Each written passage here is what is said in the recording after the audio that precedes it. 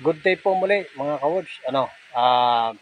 Tapos na po tayo dun sa 10 meters in 3 rounds.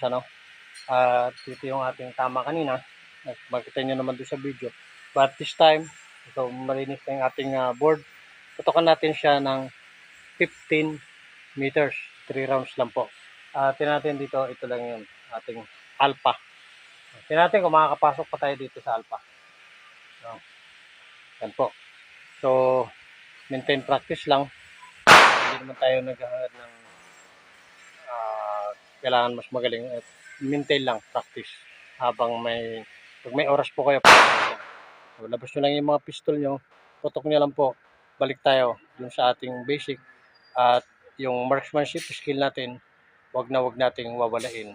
Lalo na sa mga mahihilig sa pistol, or may mga pistol, ilabas nyo lang po, iputok nyo dito sa range. Yan po. Basta kompleto po kayo ng gear, may bala kayo, may baril, dalhin lang po, putok kayo rito.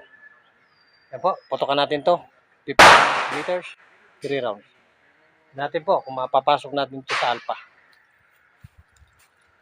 Yan po, maintain lang. Apply lang natin yung 7 fundamentals of marksmanship. Maintain lang po. At tingnan natin kung kaya pa natin ipasok sa 15 meters.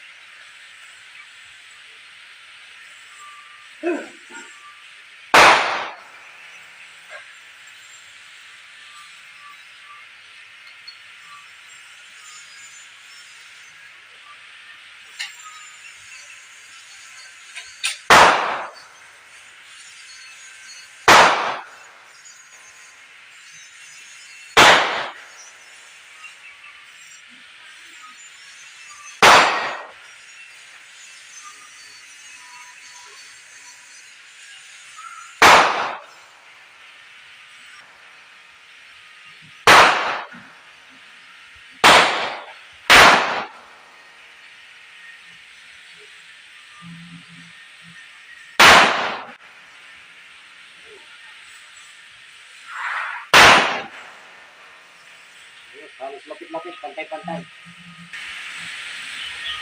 So guys, yan po yung ating 15 meters, 3 rounds. Verify natin.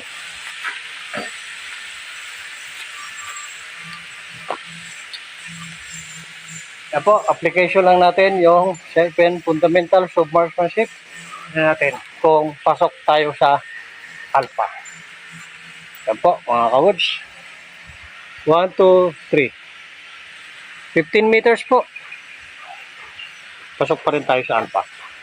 Yan ang ating hit.